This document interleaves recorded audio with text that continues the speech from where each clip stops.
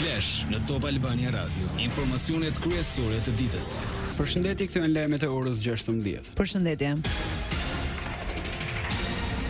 Antarësimi Evropian i Shqipërisë dhe i të tjera vendeve të rajonit, kryeministri Rama tha se asnjëherë nuk kemi qenë kaq pranë. Komentet i bëri nga samiti i BE-s me Ballkanin Perëndimor në Shkup, me fokus zbatimin e planit të rritjes me vlerë 6 miliardë euro. Një plan i cili po ecën si duhet dhe po na afron për të lidhur më shumë me Bashkimin Evropian. Ne jemi shumë krenar sepse kemi praktikisht përmbushur dhe jem tani të gjitha pikat për zbatim dhe vazhdojmë me pikat e tjera sipas kalendarit, kur nuk kemi qenë më afër realizimit të një aspirate shumë shembullore, do thosh. Duke theksuar se plani i rritjes është shumë i qartë, Rama deklaroi se ne duhet i japim rezultate nga ana jon, ata nga ana tjetër. Nga Shkupi, Eurokomisionerja e zgjerimit Marta Kos veçoi vendin tonë për përparim të rëndësishëm në rrugtimin evropian. I dashur kryeministër Edi Rama, Shqipëria hapi 3 klaster 6 muajt e fundit. Faleminderit për kontributin tuaj në suksesin e procesit të zgjerimit. Nëse vazhdojmë me këtë ritëm, do të mund të japim të gjithë klasterët këtë vit, deklaroi Klos. Në Shkup, Kosovën e përfaqësoi kryeministri në detyrë Albin Kurti. Po presim që qeveria e re zoti Kurti më në fund të vendosë më shumë energji në procesin e antarësimit, ndërkohë tashmë po ecin përpara edhe me Serbinë, vurindukje Marta Kos. Ndihmoni që kombi im të votojë lirë, kjo ishte kërkesa e kryetarit demokrat Berisha duke folur në Asamblen Parlamentare të OSBE-s në Porto të Portugalisë. Berisha tha se Shqipërisë duhet i kthehet institucioni zgjedhjeve të lira, siç deklaroi përkundër farsës elektorale si në diktaturë. Denoncimet për zgjedhjet politike të 11 majit i zhvendosi në punimet e Asamblesë Parlamentare të OSBE-s. Top Albania Radio. Vion debati në distancë mes kryeministrit Edi Rama dhe deputetit britanik Nigel Farage mbi emigrantët shqiptar në Britaninë e Madhe. Kreu i qeverisë shqiptare thekson se 1 në 50 shqiptar janë në burg, tani Farage e ktheu në 1 në 3. Sipas Ramës, këta njerëz që mësojnë fëmijët tuaj ndërtojnë shtëpitë tuaja, kujdesen për të moshuarit dhe të sëmurët tuaj. Ata nuk janë mish për dhëmbët e propagandës së shplarjes së trurit pas Brexitit, janë pjesë e strukturës së gjallë dhe frymëmarrjes së shoqërisë suaj. Edhe pa kontrolluar moshën, gjininë ose statusin social-ekonomik, raportet tuaja bien as 1 në 50 dhe sigurisht jo 1 në 3 ose 4. Këto nuk janë statistika, janë taktika friksimit të maskuara si të dhëna, shkruan Rama në X. Nga sot hyri në fuqi marrëveshja për njohjen e ndërsjellë të viteve të punës mes Shqipërisë dhe Italisë, çka sjell lehtësira për mira qytetarë shqiptar dhe italian që kanë punuar në të dy vendet. Individët që plotësojnë kriteret për përfitim pensioni mund të aplikojnë pranë zyrave të sigurimeve shoqërore në të dy shtetet fqinje ose online në portalin zyrtar i Albania. Më herët, Instituti i Sigurimeve Shoqërore në Shqipëri ka bërë të ditur se janë marrë masa për të përballuar një numër të madh aplikimesh që sipas parashikimeve pritet të kalojnë mbi 500 në ditë. Një nga risitë më të rëndësishme të kësaj marrëveshje është bashkimi i viteve të punës. Nga sot nisi zbatimi i vendimit të Bankës së Shqipërisë për kufizimin e kredive bankare për shtëpitë. Për ata që duan të blejnë shtëpinë e parë, do të jepet një shumë sa 85% e vlerës së banesës. Për kredi në valutë sa 75%. Ndërkaq që kosti duhet të jetë 40% të ardhurave të kredimarrësit për monedën lek e 35% për në valutë huaj.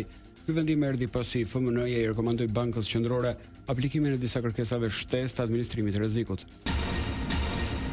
Një ngjarje e rëndë u zbulua në sheqish të Patosit, ku dyshohet se një person abuzonte seksualisht me vajzën e tij, që kur 12 vjeçaria ishte 5 vjeçe.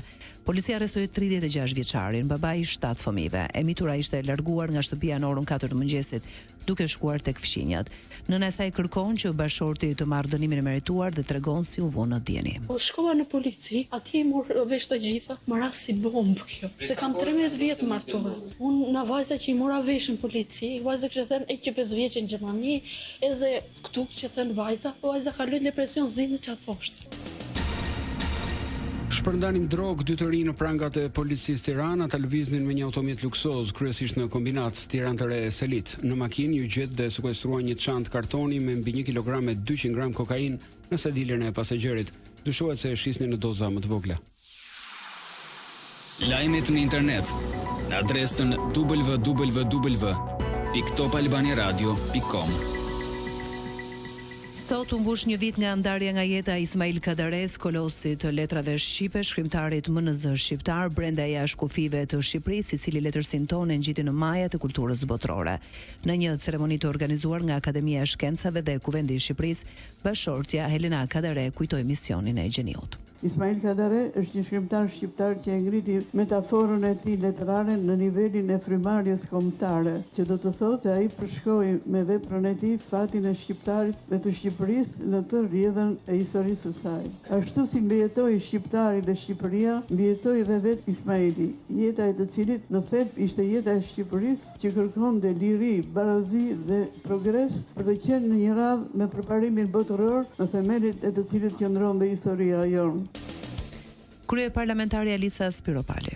Një personazh i njërit prej romaneve të tij tragjik do të thoshte me qetësi: erdha të flas, jo të lëvdoj Ismail Kadaren, sepse Kadare nuk ka nevojë për lavdrime. Ai ishte dhe mbetet vetë lavdia. Kadare u shndrua në pasaportën e Shqipërisë, atëherë kur vetë Shqipëria ishte brenda kafazit të izolimit. Ishte dallga e qytetërimit të një Shqipërie të mbytur në duhmën orientale të gjirokastritit tjetër të sokakut të marrëve, si një shpag që qyteti i gurt ja ofronte vendit nga dy skajet e të mirës dhe të keqes, si për t'i kthyer vetë qytetit borxhin për të gjithë vendin.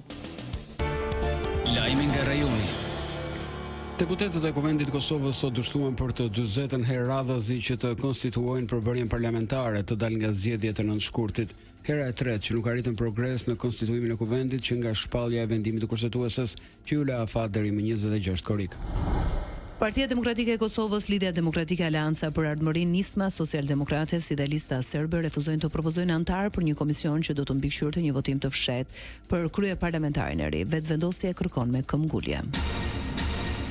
Pasdita nis procesi ndërtimit të dy urave në të dy krahat e asaj kryesore mbi lumin e Ibër, përmes të cilave qeveria në detyrë e Kosovës ka thënë se synon të lidh Mitrovicën e Veriut të banuar me shumicë serbe me Mitrovicën e Jugut me shumicë shqiptare, kur themelet e dy urave për automjetet dhe këmbësorët vendosen në orën 17. Serbët shprehen kundër. Lajme nga bota. Në Stamboll pati përleshje dhe policia turke përdori plumba gombe, gaz lotësjellës për të shpërndarë një turm të zemëruar pas pretendimeve se një revistë satirike publikoi një karikaturë të profetit Muhammed. Krye prokurori i Stambollit urdhëroi arrestimin e redaktorëve të revistës Lëmen. Por kryeredaktori Tunçaja Gyn i tha AFP-s se imazhi u keq interpretua. Për një musliman të vrarë në bombardimet e Izraelit u përdor emri Muhammed. Më shumë se 200 milion njerëz në botën islame quhen kështu. Karikatura nuk ka asnjë lidhje me profetin, deklaroi Gyn. Parashikimi i motit.